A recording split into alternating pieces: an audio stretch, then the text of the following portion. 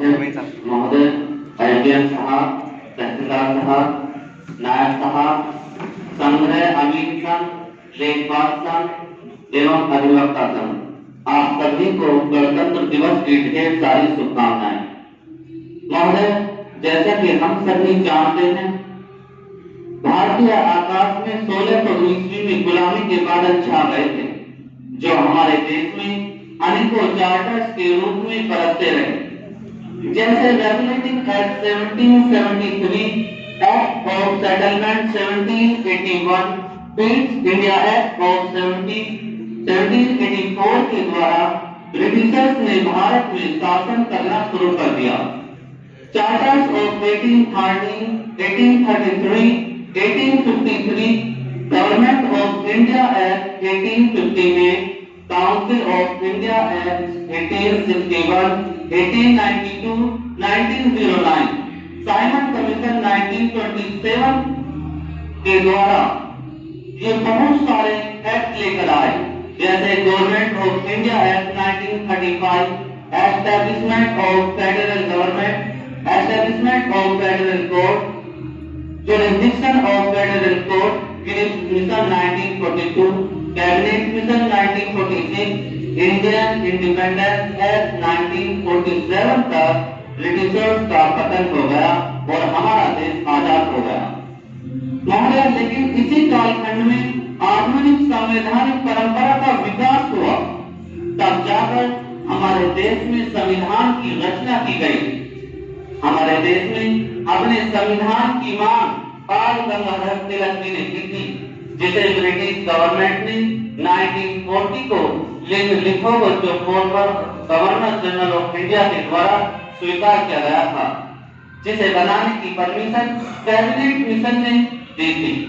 फिर बाहर के प्रांतों में एडवोकेट चुनाव हुए, जिसमें बहुत से सदस्य चुने गए, लेकिन 389 लोग संविधान सभा के लिए उपस्थित हुए। संविधान सभा की मुख्य महिला सरोजिनी नायडू जी थी।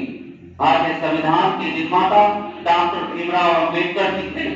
संविधान की टोटल मीटिंग 12 हुई, जिसमें 2 वर्ष 11 महीने 18 दिनों में संविधान बनकर तैयार हुआ, जो 26 नवंबर 1949 को स्वीकार किया गया, लेकिन 26 जनवरी 1950 को आज ही के दिन संविधान को लागू किया गया। महोदय, 2 वर्ष 11 महीने 18 दिनों के इस प्रोसेस के लिए हमारे पूर्वजों ने वर्षों की गुलामी के बाद हमें कठिन परिश्रम से आजादी दिलाई। उन्होंने अनेकों यातनाएं झेली, काले पानी की सजा भुगती, पीठों पर घोड़े खाए, सीनों पर गोलियां झेली, तोपों के आगे खड़े होकर मृत्यु से हाथ मिलाए। असहयोग आंदोलन, अहिंसावादी, पूर्ण स्वराज, सिपाही विद्रोह, सैन्यवादी आंदोलन किए। महोदय, साथियों, हम सभी को 13 अप्रैल सन 1919 का वो जलियांवाला हत्याकांड तो याद होगा। वो रक्त रंजित भूमि आज भी देशभक्त नर नारियों के बलिदान की गवाही दे रही है। इस तरह ब्रिटिशर्स ने भारतीय नागरिकों पर क्रूर अत्याचार किए, तब जाकर भारतीय संविधान बना। दोस्तों, संविधान किसके लिए बना? हमारे लिए, भारतीय नागरिकों के लिए। तभी तो संविधान की प्रस्तावना में यह संदेश दिया गया कि हम भारत के लोग भारत को एक संपूर्ण, प्रभुत्व, संपन्न, समाजवादी, पंथ निरपेक्ष, लोकतांत्रात्मक गणराज्य बनाने के लिए तथा उसके समस्त नागरिकों को सामाजिक, आर्थिक और राजनीतिक न्याय, विचार, अभिव्यक्ति, विश्वास, धर्म और उपासना की स्वतंत्रता, प्रतिष्ठा और अवसर की सत्ता प्राप्त कराने के लिए तथा उन सब में व्यक्ति की गरिमा और राष्ट्र की एकता और अखंडता को सुनिश्चित करने वाली बंधुता को बढ़ाने के लिए हम इस संविधान को स्वीकार करते हैं, जो आर्टिकल 470, 525 शेड्यूल 12 में सीमित है।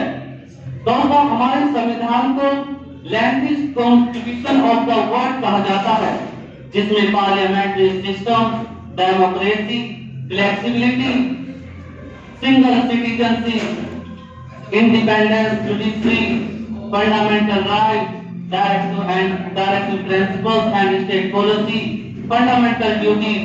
लेकिन हम सभी को फंडामेंटल राइट्स तो याद रहते हैं, जैसे right to equality, right to freedom, right against exploitation, right to freedom of religion, cultural and education right, right to constitutional remedy. लेकिन हम सभी को अपनी फंडामेंटल ड्यूटीज भी याद रहनी चाहिए, जैसे अपने देश के संविधान, राष्ट्रीय ध्वज, राष्ट्रीय गान और आदर्शों का आदर करना, अपने देश के स्वतंत्रता सेनानियों के लिए हृदय में सम्मान संजोए रखना, भारत की प्रभुता, एकता और अखंडता की रक्षा करना, भारत के प्रत्येक नागरिकों के प्रति समानता और सम्मान की भावना रखना, मानववाद का विकास करना, ऐसी प्रथाओं का त्याग करें जो स्त्रियों के सम्मान के विरुद्ध हों और सार्वजनिक संपत्ति को सुरक्षित रखें और हिंसा से दूर रखें। महोदय, आज 26 जनवरी के पावन पर्व पर मैं अपने देश के उन वीर शहीदों को भी नमन करना चाहता हूं, जिन्होंने लड़ाइयां लड़कर, गुलामी की बेड़ियों को तोड़कर हमारे भविष्य को रोशन किया। चंद्रशेखर आजाद, सरदार भगत सिंह, राजगुरु, सुखदेव, मंगल पांडे, राम प्रसाद बिस्मिल, अशफाकुल्लाह खान, मौलाना अब्दुल कलाम आजाद, रानी लक्ष्मीबाई, हजरत महल, टीपू सुल्तान आदि राष्ट्र के भक्तों ने राष्ट्र पर सब कुछ निछावर कर दिया। महात्मा गांधी, पंडित जवाहरलाल नेहरू, डॉक्टर भीमराव अम्बेडकर, सरदार वल्लभ भाई पटेल, मदन मोहन मालवीय आदि पूर्वजों की तपस्या और बलिदान की वजह से आज हम यहाँ बैठे हैं। महोदय, मैं उन लोगों की, उन व्यक्तियों की भी सराहना करता हूँ जो हमारे देश में ईमानदारी से कार्य करते हैं, जैसे हमारे देश के डॉक्टर, टीचर, एडवोकेट और हमारे लोकल गवर्नमेंट से, हमारे स्थानीय क्षेत्र के ब्यूरोक्रेट, जैसे हमारे एसडीएम महोदय, तहसीलदार साहब, नायब साहब, हम सभी आंतरिक बॉर्डर पर कार्य करते हैं और हमारे देश के सैनिक देश की सीमाओं पर रहकर दुश्मन को ललकारते हैं। साथियों, हम सभी को ऐसे लोगों की मदद करनी चाहिए जो बीमार हैं, उनके बीमारी में, उनके इलाज में सहयोग करना चाहिए। गरीब व शोषित व्यक्तियों को मुफ्त में न्याय दिलाना चाहिए, बिना रिश्वत के लोगों की मदद करनी चाहिए। ऐसे बहुत से कार्य हैं जो हम कर सकते हैं। बस मैं अपने विचारों को विराम देता हूँ। धन्यवाद। जय हिंद, जय भारत। खुदा।